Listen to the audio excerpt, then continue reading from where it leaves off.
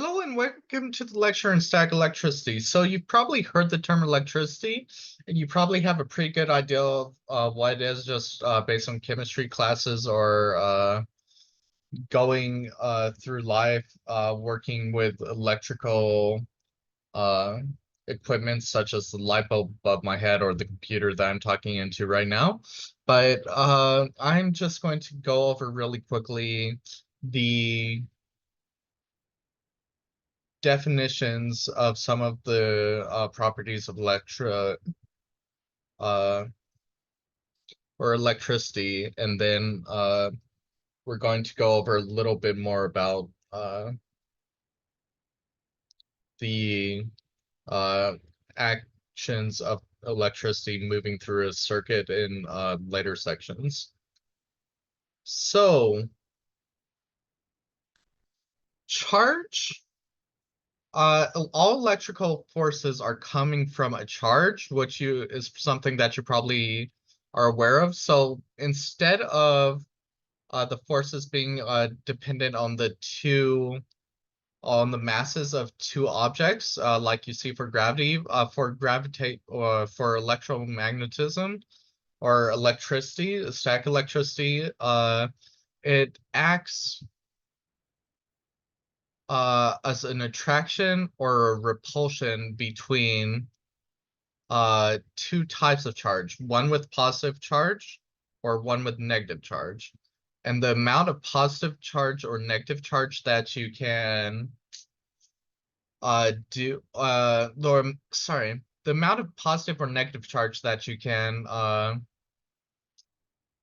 accrue in one place determines the amount of attraction or repulsion, where like repulses like, so negative charges repulse negative charge, and positive charges repulse positive charge. But unlike uh,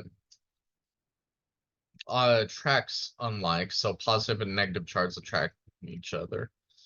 So basically, what we were assuming initially is that all of the charges in the atom were more or less equally distributed around the atom, like a plum pudding. So this was called the plum pudding model. But when Ernst Rutherford did uh, some calculations somewhere between like 100 and 150 years ago, or he did an experiment that proved that actually most of the charges for an object are stored in the center of the object called the nucleus. And the fact that they don't break apart, like you saw, should happen because all of the positive charges are in the nucleus and all the negative charges are called electrons flying around the nucleus.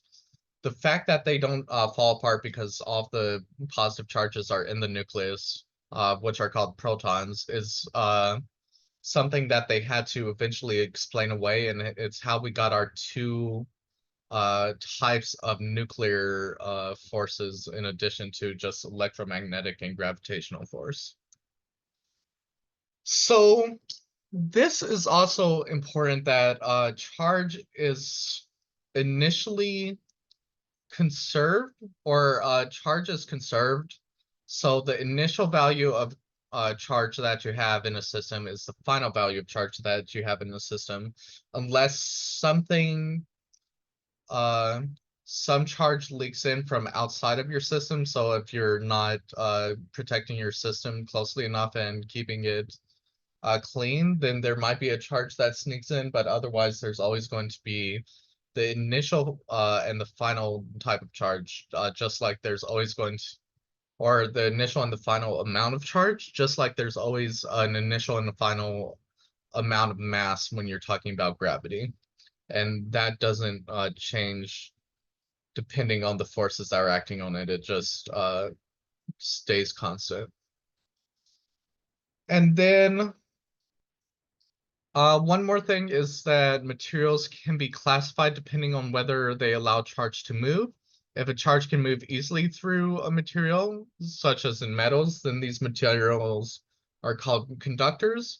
And then the charge can be conducted, that is to say, move through the material rather easily. If the charge cannot move through a material such as rubber, then this material is called an insulator. And then in the middle of those, you have something called semiconductors, which can kind of conduct yeah, they can kind of conduct charge, but they make it difficult. You have to put a fair amount of energy in order to get them to conduct charge. And then this is Coulomb's law, which is the form of the it's a form of the law in the same way that the law of Newton's Newton's law of universal gravitation is the form of the law for gravity. It's just that this is the law that determines how electric materials are attracted to each other. So the force is equal to K times Q1, Q2 over R squared, where K is just a constant in order to keep everything flowing properly, in order to keep the units settled up. And then Q1 and Q2 are the two charges where it's going to be a negative value if it's going to be a negative value times a positive value if they aren't aligned. And that's going to tell you that it's attracted to, one is attracted to the other. And it's going to be a positive value times a positive value is equal to a positive value, or a negative value times a negative value is equal to a positive value, which tells us that they are not going to be used, or they are not going to be attracted to each other. They're going to repel each other. And then over R squared is the distance between the two charges. So the last thing that we want to do is kind of, I think I talked over about this a little bit when I was talking about the G field, but instead of talking about the force at any given time, which is dependent on how whether you have a positive or negative charge in near something, and it depends on the magnitude of that charge and the mass, or the magnitude of that charge and the sign of that charge.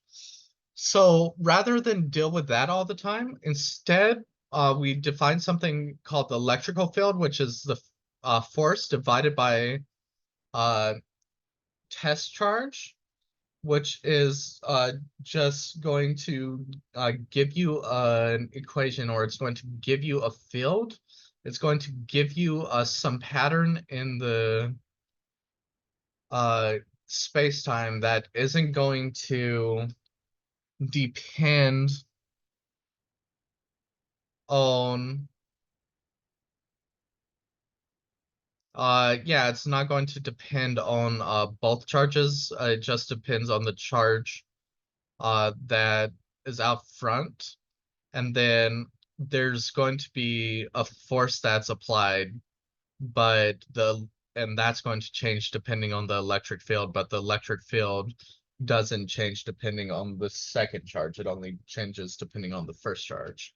And then I also have here UE, which is the form of electric potential energy, which is given by KQ1 over Q2, or times Q2 over R, which is if you divide out the Q test again, if you divide out the if you divide out the charge, the test charge, then that's going to be something called the electric potential, which is also called voltage, if you haven't heard that term before. So Voltage, in our everyday life usually deals with, transferring electrons through a circuit. So we can, convert pretty easily between electric potential energy and the electric potential. But voltage, again, doesn't necessarily have anything to do with the charge of the object that's moving. All it cares about is the charge of the objects that are already in place and creating a field. And then capacitors are just a section that they have on here. Basically, what happens is that uh,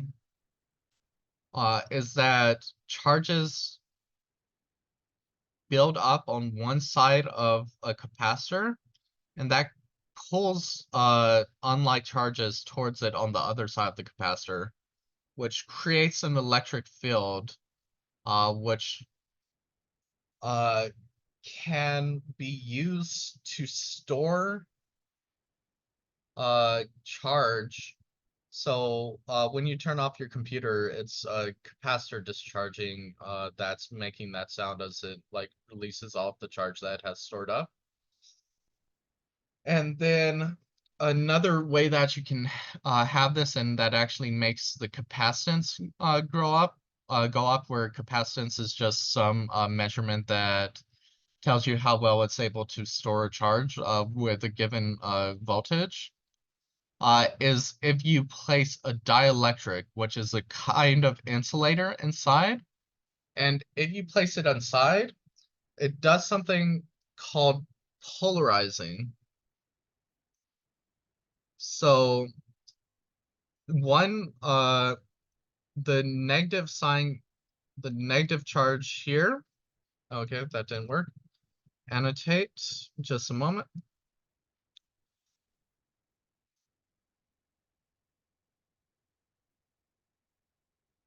Okay.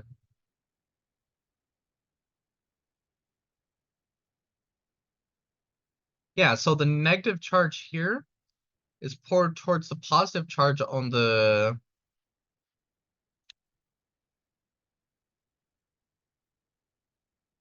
pulled towards the positive charge in the plate of the capacitor, which